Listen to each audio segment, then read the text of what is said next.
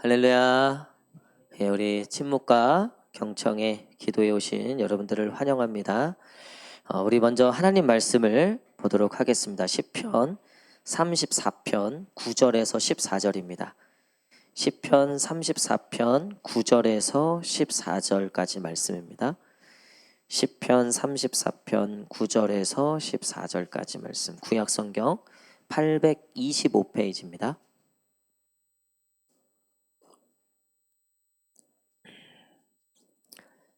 825페이지 시편 34편 9절에서 14절. 예, 우리 다 함께 한 목소리로 읽겠습니다. 시작. 너희 성도들아 여호와를 경외하라. 그를 경외하는 자에게는 부족함이 없도다. 젊은 사자는 찾는 자는 모든 좋은 것에 부족함이 없으리로다. 너희 자녀들아 와서 내 말을 들으라. 내가 여호와를 경외하는 법을 너희에게 가르치리로다. 생명을 사모하고 연수를 사랑하여 복 받기를 원하는 사람이 누구뇨? 내 입술을 거짓말에서 금할지어다. 악을 버리고 선을 행하며 화평을 찾아 따를지어다. 아멘. 할렐루야. 우리 금성 특별히 친목과 경청에 기도해 오신 여러분들 환영합니다. 우리 한번 마음에 손을 얹고 하나님께 이렇게 고백하겠습니다. 주님 내게 말씀하옵소서. 시작. 주님 내게 말씀하옵소서. 아멘. 우리 이번에 옆에 있는 분들과 한번 이렇게 인사했으면 좋겠습니다. 우리 환한 미소로 주님께서 말씀하실 겁니다. 시작. 우리 한 번 더 이렇게 축복하세요. 주의 말씀이 임할지어다. 시작. 주의 말씀이 임할지어다. 그 말씀이 저와 여러분들을 살리는 줄 믿습니다. 예, 오늘 잘 되는 삶, 잘 되는 삶이라는 제목으로 같이 말씀 나누고 우리가 뒤에 기도를 이어가도록 하겠습니다. 제가 이 침묵과 경청 기도를 이 박사 과정에 있을 때 이게 이 침묵, 대침묵이라고 하는 이 예전이 사실은 옛날 우리가 천주교와 그러니까 카톨릭과 우리가 이제 종교 개혁을 통해서 갈라졌잖아요. 그때 갈라져서 나오면서 하도 이 카톨릭의 말씀이 아닌 이런 예식과 예법과 이 직제와 예전만을 의지해서 자기들만의 또 다른 진리들을 만들어내고 이제 그런 일들 때문에 종교 개혁이 일어났고 우리 개신교는 말씀으로 돌아가자. 백투더 바이블 해갖고 사실 우리가 교회에 좋은 전통들과 예전들이 있는데 딱 두 가지만 가지고 나왔어요. 그게 세례와 이 성례전입니다. 성찬과 세례 그리고 이 말씀만 가지고 나온 거예요. 요번에 교황이 선정했잖아요. 혹시 그 TV 보셨어요? 뭐 그 장례 미사라든가 하는 그 모든 장례의 과정들 보면 사실 그 안에 기독교적 요소들이 굉장히 많이 담겨 있어요. 근데 우리가 너무 이제 그때 카톨릭의 그런 미신적인 그런 예식들과 예법들에 거기에 너무 쏠렸기 때문에 반대급부적으로 튀어나오면서 그것들을 너무나 많이 버렸어요. 근데 그 중에 하나가 제가 박사 공부할 때 보니까 이 침묵 기도라고 하는 거는 이거는 오히려 우리 현대 그리스도인들에게 너무나 필요하다. 하나님의 음성을 듣는 거. 상대적으로 우리가 우리의 말을 내려놓고 그러니까 우리도 통성기도나 이런 하나님께 요구하는 기도 이거 나쁜 거 절대 아닙니다. 분명히 당연히 하나님께 간구하고 부르짖어야죠. 근데 그거보다 훨씬 더 중요한 건 사실은 하나님의 음성을 듣는 거예요. 그래서 기도는 어떤 시간이라 그랬습니까? 제가 내 말로 하나님을 설득하는 시간이 아니라 사실은 그 기도 시간은 뭐라고요? 하나님이 나를 설득해가는 시간이 되어야 한다. 나도 내 뜻을 하나님께 올려드리지만 결과적으로 기도의 끝은 하나님이 나를 설득하셔서 그 기도 끝나고 나오면 내 안에 하나님의 뜻이 세워지고 내가 하나님의 뜻대로 살아야 되겠다. 사실은 기도의 결론이 그렇게 떨어져야 된다는 거죠. 그래서 제가 공부를 이거를 쭉 계속 하다 보니까 이게 참 어떤 기독교 안에 이런 분명한 예전들이 없기 때문에 이걸 어떻게 해야 되나 그래서 이런저런 책도 찾아보고 했는데 최근에 제가 한 가지 찾은 게 있어요. 그게 뭐냐면 하나님의 음성을 듣기 전에 회개로 나아가야 된다는 거예요. 그러니까 우리가 하나님의 음성을 받을 만한 그릇을 만들어 놔야 된다는 거죠. 그래서 이 대침묵과 침묵으로 나아가기 전에 우리를 정결케 하는 의식이 있더라고요. 그게 그냥 우리로 치면 그냥 회개 기도인 거예요. 회개 기도. 그래서 전반부에는 우리가 좀 회개 기도로 우리의 마음과 뜻을 이 심령을 좀 정결케 하고, 그래서 하나님의 음성에 떨어질 때 받을 만한 그릇으로 만들어 놓고 그 다음에 침묵으로 가야 되겠다. 그래서 이제 앞으로 침묵과 경청 기도할 때 앞부분은 좀 회개의 시간들로, 그리고 중간에 말씀을 듣고 그 뒤에는 이제 하나님의 음성을 듣는 시간, 이렇게쯤 해야 되겠다. 예. 오늘 우리가 읽은 이 시편 34편은 계속해서 이 다윗의 시편이 나오는데, 이 30편 때인, 그러니까 31절부터 39편까지, 물론 이제 그 40편까지 넘어가는 거기까지 그렇지만 참회의 기도가 굉장히 많아요. 여기서도 보면 34편 위에 맨 위에 제목이 어떻게 되어 있죠?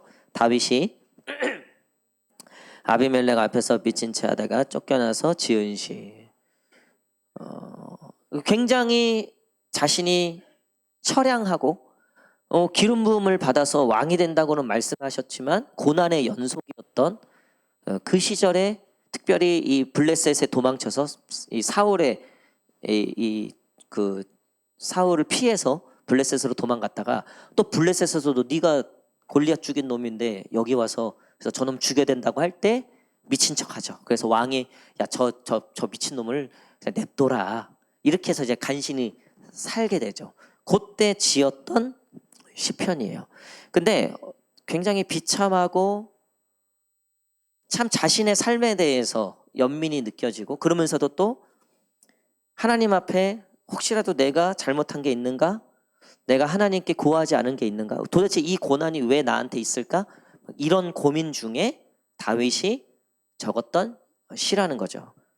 오늘 시의 이 앞에 부분 빨고 이 9절부터 14절이 굉장히 핵심이 되는 구절인데요.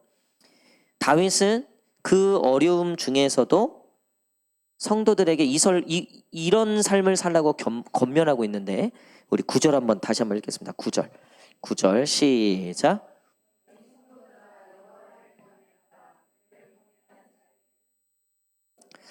아멘. 하나님을 경외해라 라고 얘기하고 있다는 거죠. 비록 본인이 너무나 불안하고 너무나 두렵고 무언가 확실한 게 없는 그런 삶 속에서 하나님이 살아계시는 걸까? 하나님이 살아계시면 나한테 왜 이런 일이 일어날까? 분명히 하나님이 내게 기름을 부으셨고 하나님이 골리앗도 물리치셨고 나를 통해서 역사도 하셨지만 결국 왜 다시 삶이 점점 이렇게 쪼그라들까? 왜 내 삶이 계속 이렇게 비참해질까? 라는 그런 의문이 가득할 때 다윗이 결정한 건 뭐였냐면 여호와를 경외해야 된다. 힘들수록 어려울수록 여호와를 경외해야 된다. 이게 다윗의 결론이었다는 거예요. 근데 여기서 끝나지 않고 결론, 그랬을 때의 베너핏, 그랬을 때의 피드백을 얘기하는 거예요. 여호와를 경외하라. 그를 경외하는 자는 어떻다고요? 부족함이 없다. 또 10절도 읽겠습니다. 10절 시작.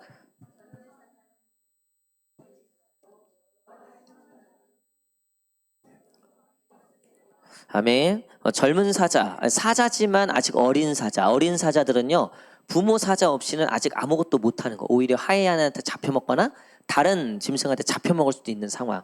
그러니까 아무리 사자지만 아직 어리기 때문에 부모를 의지할 수밖에 없는 그런 상태죠. 그런데 여호와를 찾는 자는 모든 것에 부족함이 없게 한다. 비록 지금 다윗이 그 젊은 사자처럼 하나님의 기름 부으심을 받았지만 아직은 부족하단 말이에요. 아직은 연약하단 말이에요. 근데 그 상황에서 정말 사실은 의지해야 될 분은 여호와밖에 없다는 거죠. 그 여호와께서 그 다윗을 배부르게 하시고 부족함이 없게 하실 것이다.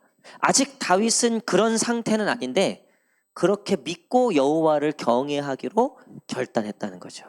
여러분, 결과를 보고 투자하는 거랑 결과를 예측하고 투자하는 건 너무나 큰 차이죠. 그렇죠? 대통령이 되고 나서 줄을 대는 거랑 대통령 되기 전에 가능성이 없는데 이 사람이 될 거다라고 민 사람 누굴 더 잘해 주겠습니까? 누굴 더 잘해 줄 것 같아요? 목사 우리도 담임 목사 뽑을 때 세 명의 목사님 네. 근데 대놓고 난 당신 뽑았습니다. 그러니까 되기도 전에 물론 그런 건 아니지만 예를 들면 그럼 그렇지 않겠어요? 아니 우리 청년들 오늘 청년부 집회 같아. 우리 또 나오신 분들도 다 우리 이순자 집사님 가죽 잠바 멋쟁이 예? 우리 유일하게 강남 패션을 우리 집사님 정말 멋쟁이신데 아니 우리 청년들 중에 아니 걔 중에 여기 중에 하나님이 이들 중에 한 명이 억만장자가 된다. 예를 들면 여러분 그럼 누구한테 줄 서야 돼? 아 우리 하정이가 자기래요. 할렐루야. 믿음대로 될지어다. 11조 똑바로 하고 알았지? 아니 만약에 진짜 결과를 모르는 상태에서 나의 어떤 걸 건다고 하는 건 이게 불확실성이 너무나 큰 거잖아요. 그렇죠? 그러니까 다윗도 보니까 불확실성이 너무 커. 사울도 아니야. 그렇다고 아기스 왕도 아니야. 그렇다고 주변에 있는 사람 보니까 뭐래요? 마음이 원통하고 환란이 가득한 자들만 다윗을 따랐잖아요. 그 당시에 600명이나. 어딜 봐도 모든 게 다 불안한 거예요. 근데 다윗이 딱 결론을 내린 거야. 여호와는 불안하지 않다. 할렐루야. 하나님은 불안하지 않다. 내가 만약에 건다면 난 누구한테 건다? 하나님한테 건다. 그래서 다윗이 얘기하는 거예요. 여호와를 찾고 여호와를 경외하는 자는 결국 부족함이 없게 될 거다. 여러분 그런 은혜가 저와 여러분들에게 있기를 간절히 축복합니다. 여호와를 의지함으로써 내 삶에 부족함이 없다. 이 공식이 성경이 얘기하는 공식이라는 거예요. 통장에 돈이 많아야지 참 마음이 편해요. 그렇죠? 교회 재정 통장도 재정이 많으면 저도 뭐 사고 싶은 거 다 사죠. 교회 뭐 받고 싶은 거 다 바꾸고 뭐 하고 싶은 거 다 하겠죠. 근데 이게 아니야. 이게 그달 구주 헌금 들어오는 걸로 교회 살림을 해야 되니 어쩔 때는 좀 적을 때는 그거 신경 안 쓰려고 해도 그 쓰이죠. 또 많을 때는 사실 많아 본 적은 많지 않기 때문에 근데 많을 때도 어쨌든 모르겠어요. 어쨌든 기분은 좋을 것 같아요. 그리고 빚도 갚고 이렇게도 하고 싶은 것도 하고. 여러분 눈에 보이는 걸로 우리가 만족한다면 평생 만족하기가 쉽지 않을 거다. 여러분 그럴 때는요. 눈에 보이진 않지만 성경이 증거하고 있고 역사가 증거하고 있는 왕 중의 왕, 모든 신 중에 뛰어나신 신, 모든 것의 주관자, 모든 것을 가능케 하시고 능치 못하실 일이 없다고 하시는 하나님. 여러분 그 하나님만을 경외하고 신뢰하는 것이 가장 현명한 판단이라는 거예요. 직장을 옮기고 직장을 선택하는 것도 물론 좋은 직장, 대우가 좋고 여건이 좋고 그렇게 해서 찾을 수만 있으면 너무나 좋겠죠. 평생에 그런 직장이 있다 없다? 있어요 없어요? 처음엔 좋다고 들어가죠. 그런 직장 찾기 정말 어려워요. 만약에 그런 직장을 찾았다. 정말 그 사람은 행복한 사람일 것 같아요. 제가 봤을 때 지금 여기 있는 사람 중에 최고의 직장을 찾았다. 더 이상의 이거 이상의 것이 없다. 제가 봤을 때 딱 한 명 있어요 여기서. 저. 나는 목사라는 이거를 따라갈 직업이 없다고 생각해요. 이건 제 생각이에요. 할렐루야. 여러분들의 직업들 다 귀한 줄 믿습니다. 그래도 난 속으로 목사가 최고지. 나는 아예 그냥 여기다 던져버렸으니까. 여러분 다윗이 얘기한 여호와를 경외해야 된다. 여호와를 찾아야 된다. 그래야지 결국 당신의 인생이 부족함이 없게 된다. 이번에 교회 이제 대출 관련된 우리가 1억 8천 조금 안 되게 이제 빚이 좀 남아 있는데 새마을에서 저희가 대출을 받아 쓰고 있는데 새마을 이자가 한참 높을 때는 7.67까지 올라갔었어요. 엄청난 거예요, 여러분. 제가 처음 왔을 때 이자율이 그때 3억 5천 빚 있었을 때 그때 이자 그때 그 퍼센테이지가 3.3 이랬어요. 근데 거의 2배가 오른 거죠. 코로나 기간에. 근데 굉장히 재밌는 건 우리 교회가 코로나 기간에 빚을 절반을 갚았어요. 이거는 아무리 제가 오랜만 요번에도 이제 그 대환 요번에 이제 우리가 신협으로 갈아타는 그걸 준비하면서 예전 자료를 쫙 뽑아오라는 거예요. 데이터를 교회 예산 데이터를. 왜냐면 거기도 이제 교회가 안전한가를 봐야 되니까. 근데 그래서 저 처음 왔을 때부터 제가 목회하는 10년치를 다 뽑아서 줬어요. 그 은행에서 저한테 얘기하더라고요. 한 10년 동안 무슨 일이 있으셨던 거예요? 그 은행에서 저한테 그랬다니까. 그 은행에서. 아니 숫자가 그렇게 뭐 많이 는 것 같진 않은데 뭐 건물이 바뀌었거나 뭐 크게 왜 서류상에 다 나오니까요. 은행에서도 어쨌든 교회가 참 내실이 있어졌네요. 그러니까 은행에서 한 얘기예요, 여러분. 제가 한 얘기가 아니에요. 그리고 지금도 보니까 굉장히 잘 가고 나는 은행에서 우리 교회를 평가해 줄 줄 몰랐어요. 은행이 뭘 하나 걔는 돈만 보고 숫자만 보고 하는 거잖아요. 그 감독님은 믿는 사람이었는데 저를 상대했던 그 대리는 그 믿는 사람 아니었어요. 교회와 이 목사에 대해서 잘 모르더라고 보니까. 그냥 숫자만 보고 숫자만 보고. 그래서 제가 막상 그 사람한테 그 얘기를 들으니까 그리고 돌아보니까 진짜 기적이다. 참 신기하다. 뭐 제가 빚 갚자고 헌금을 하자고 했습니까? 뭐 빚 갚자고 대놓고 뭘 하자고 했습니까? 한 번도 그런 적 없었어요, 지금까지. 그냥 이게 어떻게 설명이 안 돼. 그래서 저보고 무슨 일이 있었냐 그래서 저만 잘하면 된다고. 뭐 제가 그냥 늘 하던 패턴대로만 얘기했죠. 그리고 보니까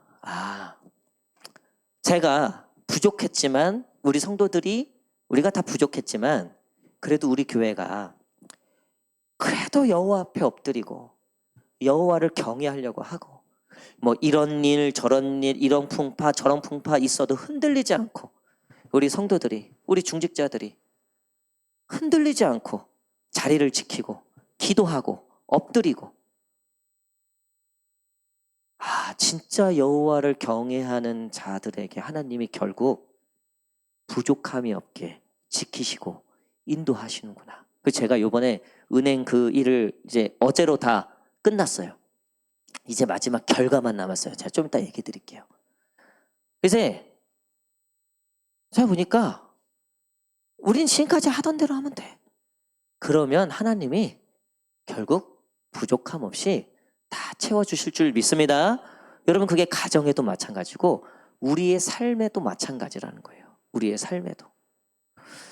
그래서 이제 원래 이게 작년에 10월부터 어쨌든 이 대환 관련해서 우리가 그 6.7 새마을에서 6.7 이자를 쓰는데 이쪽에서 5.5 정도로 준다는 거예요. 그럼 1.2가 내려가는 거잖아요.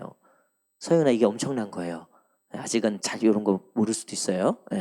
나중에 목사 꼭 해보세요. 어쨌든 그런데 근데 계속 유지재단에서 이게 막히는 거예요. 이유 없이 막히는 거야. 나도 몇 번을 가도 문체부에서 그걸 안 넘겨주는데 어떻게 하냐는 거예요. 그 사람들도 맞아요. 일을 안 한 건 아니에요. 근데 문체부에서 그때 막 뭐 계엄도 터지고 막 이러면서 이 국가 이 행정이 약간 좀 잘 안 돌아갔었나 봐요. 계속 이게 통과가 안 되는 거야. 그러니까 은행에서도 저도 답답한 거죠. 이거 빨리 갈아타야지 우리가 조금이라도 재정을 아끼는데. 그리고 미루다가 이제 한 달 전쯤에 이제 한 3주 전쯤에 유지단에서 이제 문서 왔다고 연락이 돼서 그래서 쭉 추진한 거죠. 근데 놀라운 거는 여러분 그때 만약에 딱딱해서 했으면 5.5예요. 제가 어제 얼마에 계약하고 온 줄 아세요? 4.3에 계약했습니다. 할렐루야. 이거 엄청난 거예요, 여러분 진짜. 난 진짜 그래서 하나님이 이러려고 미루셨구나. 그 은행이 하는 은행원이 한 얘기야 이것도. 그때 계약했으면 자기네들이 줄 수 있는 게 5.5였다는 거예요. 근데 그 사이에 트럼프가 우크라이나가 푸틴이 시진핑이 별짓 다 해갖고 내려갔다는 거예요. 그래서 아무 가산 안 하고 또 감독 집사님이 저를 아니까 그래서 4.3에 도장을 딱 찍었어요. 할렐루야. 야, 그분이 그러더라고요. 가장 정말 좀 낮을 때 하신 거라고. 그 신협 그 집사님이 안수 집사님이신데 평촌교회 안수 집사님이에요. 우리 안양로에 그분 통해서 여러 교회가 했더라고 보니까 그 지점에서 누가 제일 낫다? 누가 제일 낫다? 최근 5개월 6개월 안에 누가 제일 낫다? 우리 교회가 제일 낫다. 할렐루야. 야 이게 뭐야? 그러면서 하나 더 있어요. 하나 더 있어. 그러면서 그 은행원이 하는 얘기가 목사님 이제 서류가 넘어가고 유지재단에서 빠른 시일 내에 거기서 이제 최종 도장을 찍으면 그때 계약이 성사되는데요. 대출 금리는 오늘 계약을 맺었지만 그 도장 찍히는 날 금리로 적용된다는 거예요. 그 제가 이 양반이 다른 얘기 하려고 그러나 했더니 그분 얘기예요. 그분 얘기. 목사님 근데 지금 추세는 더 내려갈 수도 있습니다. 어떻게 기도해야 돼요 우리 이제? 더 내려가. 저는 진짜 정말 이것 때문에 고생이 많았거든요. 서류 준비도 무슨 서류가 뭐 이렇게 많은지 모르겠어요. 내가 진짜 안 가본 관공서가 없어요. 근데 결과적으로는 하나님이 이렇게 하시려고 계속 미루고 그러셨구나. 여러분 제 해석이 잘못된 겁니까? 난 진짜 그렇게 믿어요. 이렇게 믿다 보니까 그냥 우리는 기도하고 열심히 서로 사랑하고 교회 사랑하고 각자 맡은 자리에서 최선을 다하고요. 섬기고 사명 감당하고 그러면 정말 하나님이 결국은 부족함 없이 다 채워주시는구나. 여러분 저는 이번 이 일을 통해서도 다시 한번 느꼈어요. 그리고 그 은행에서도 우리 교회에 대해서 건강합니다. 물론 숫자만 얘기한 거죠.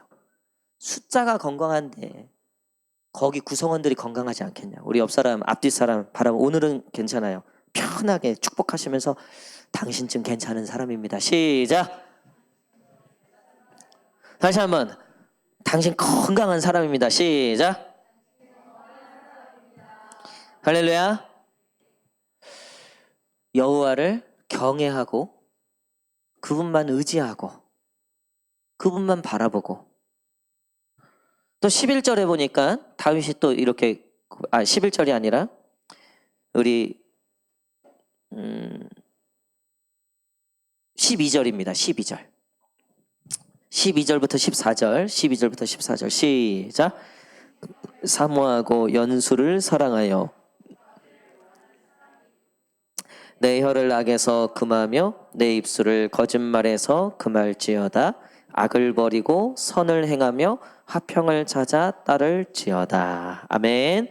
생명을 사모하고 연수를 사랑하여 복받기를 원하는 사람이 누구뇨? 여러분 이렇게 원하지 않는 사람은 없어요.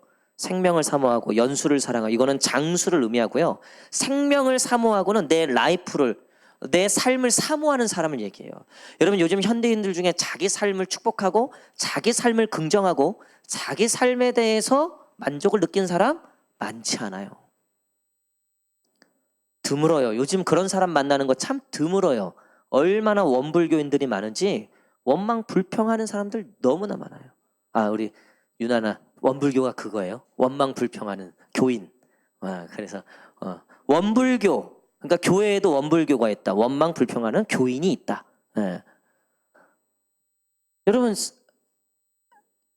세상으로 봤을 때 성공하고 괜찮다고 하는 사람들은요. 자기 삶을 긍정하고 자기 라이프를 사모하고 자기의 삶을 축복한다? 여러분 요즘 그런 사람들 만나는 거 정말 쉽지 않아요. 목회자 제가 여러 목회자 이 그룹이 있죠. 제가 속해 있는 수많은 그룹들이 있죠. 수많은 목회자들을 만나요.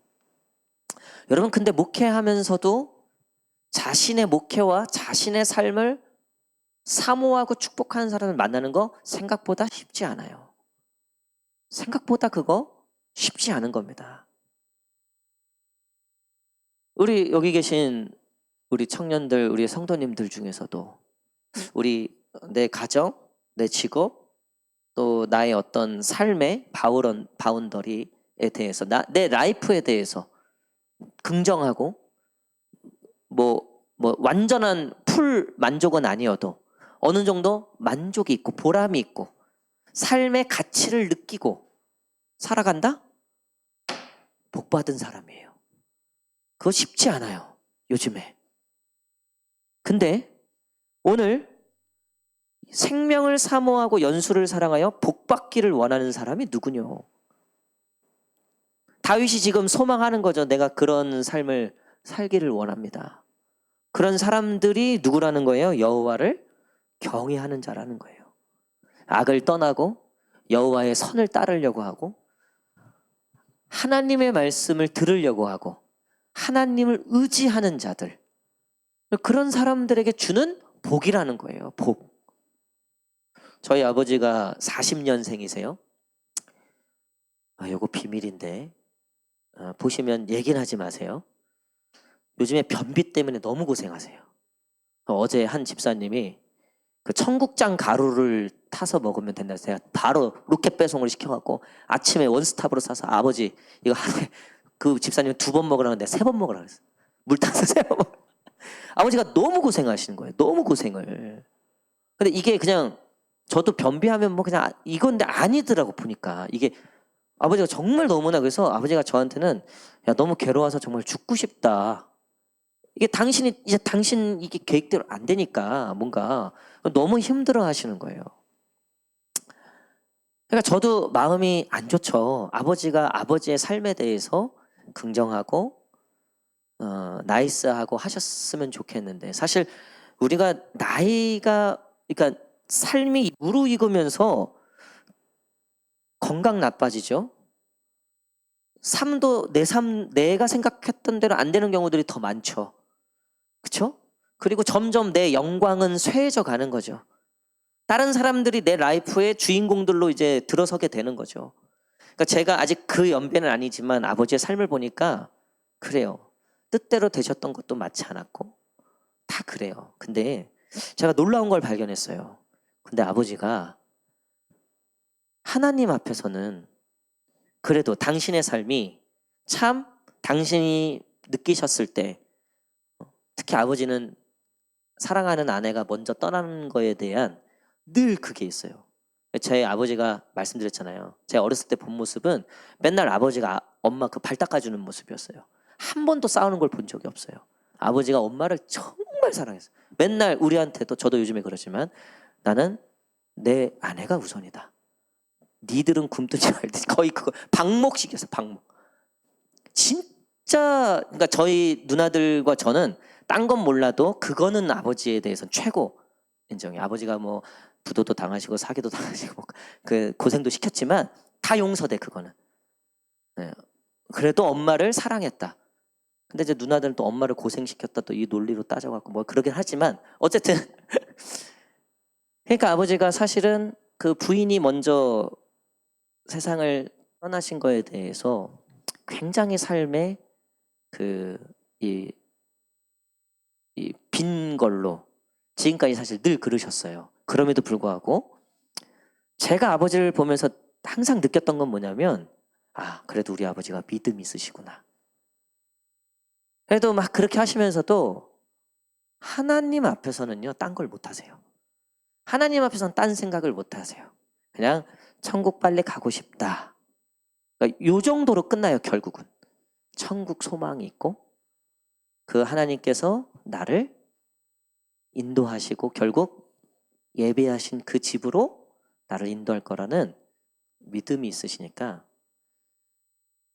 삶이 좀 어렵고 만족감이 좀 떨어지더라도 그 부분이 되니까 저도 안심이 돼요.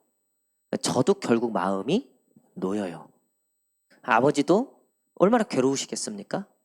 그럼에도 불구하고 그 하나님이 작용하시는 그 영역에서 위로를 받고 만족을 얻고 이제 하나님만 보고 가는 거죠. 정말 하나님밖에 없는 거죠. 아, 우리 아버지가 그래도 하나님이 계셔서 참 다행이다.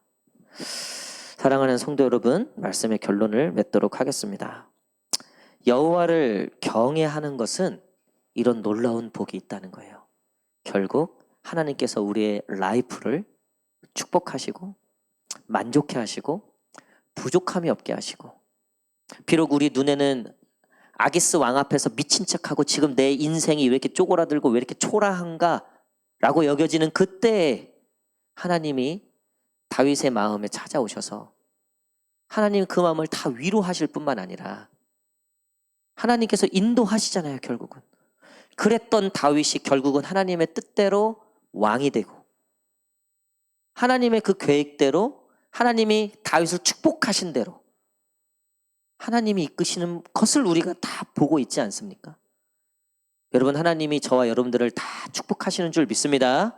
내가 주중에 저녁 기도회 때 누가복음 마지막 말씀 저녁 기도회 때 전하면서 여러분, 예수님의 마지막에 제자들한테 부탁하신 게 뭐죠? 너희가 땅끝까지 주의 복음을 증거하라. 그게 예수님의 제자들을 향한 마지막 말씀 맞아요. 근데 그게 보니까 저도 요번에 이 말씀을 몰랐던 건 아닌데 새롭게 깨달아진 게 있어요. 예수님이 우리에게 말씀하신 마지막 사명은 맞아요. 땅끝까지 주의 복음을 증거하라. 맞아요. 굉장히 부담되죠. 우리가 감당해야 될 것들이기 때문에. 근데 예수님이 승천하시기 전에 마지막 말씀하셨던 사명은 그건데 마지막 하셨던 말은 따로 있더라고요. 혹시 그거 뭔지 아세요? 누가복음 24장 마지막에 나와요. 제자들한테 너희가 이 모든 일의 증인이 되라. 그리고 승천하시면서 제자들을 향하여 뭘 하신 줄 아세요? 축복하셨다고 되어 있어요. 할렐루야. 그게 마지막이더라고. 내가 이번 심령 부흥에 2차 준비하면서 하나님께 계속 말씀을 구했다고요. 하나님, 어떤 말씀을 전해야 되니까 말씀을 주십시오. 근데 그 말씀이 제 마음에 팍 박히더라고요. 야, 딴 거 없어. 내가 한 거 해. 축복해. 우리 성도들 축복해. 교회를 축복해. 그러니까 싹 풀리는 거예요. 아, 이거다. 그냥 마음껏 축복하라. 예수님이 하신 일을 하자. 예수님이 하신 일을 해야 되겠다. 여러분, 결국 여호와를 경외하는 자가 마지막에 받는 건요, 축복이에요. 복이에요. 여러분, 그런 복을 다 누리시는 저와 여러분 되시기를 간절히 축복합니다. 그러면 어떻게 여호와를 경외하는가? 여호와를 경외하는 것이 뭔가? 그게 오늘 이 침묵과 경청의 기도예요. 자, 11절 우리 한번 읽겠습니다. 11절 시작. 다시 11절 너무나 중요해요. 11절 시작.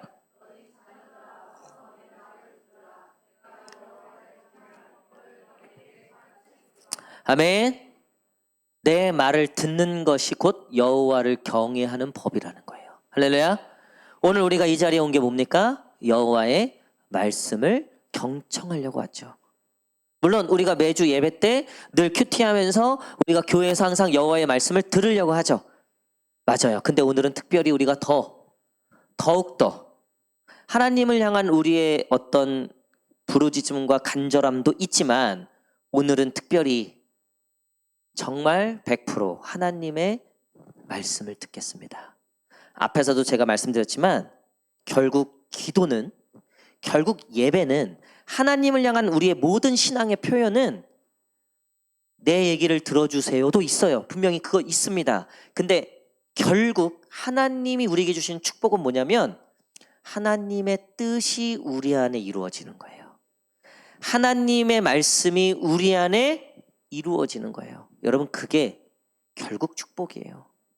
만약에 내 생각대로 내 뜻대로 하나님이 다 들어주셨다면 벌써 남편은 죽지 않았겠습니까? 할렐루야. 네, 벌써 끝났죠. 벌써 그렇죠. 벌써 애들도 거지가 됐잖아요. 이 거지 같은 놈아 뭐 이렇게 욕을 하면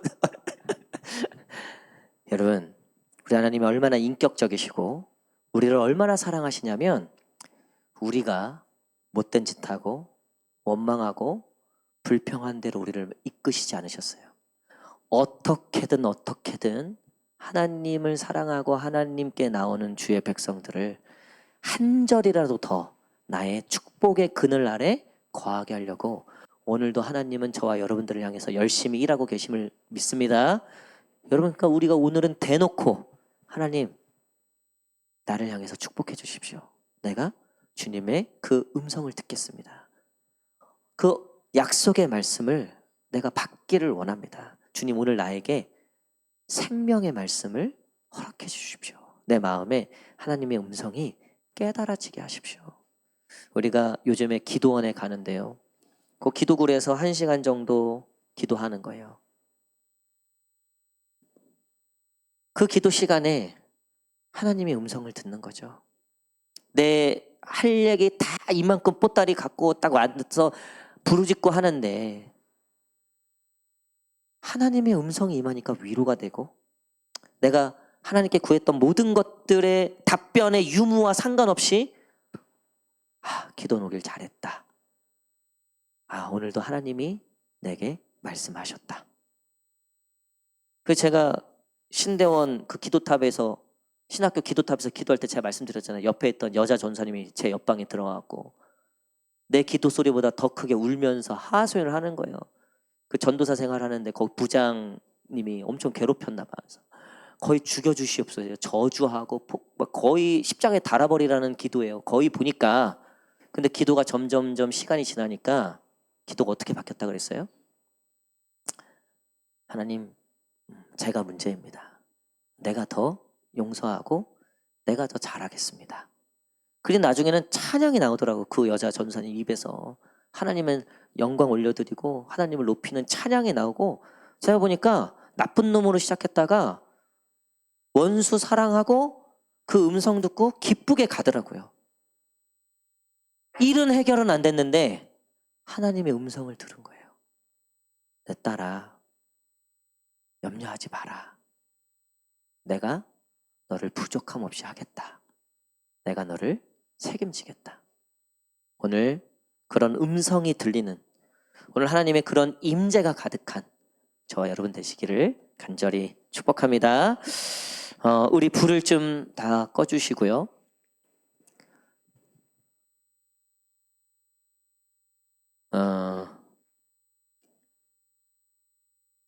저희가 침묵과 경청의 기도회로 나아가는데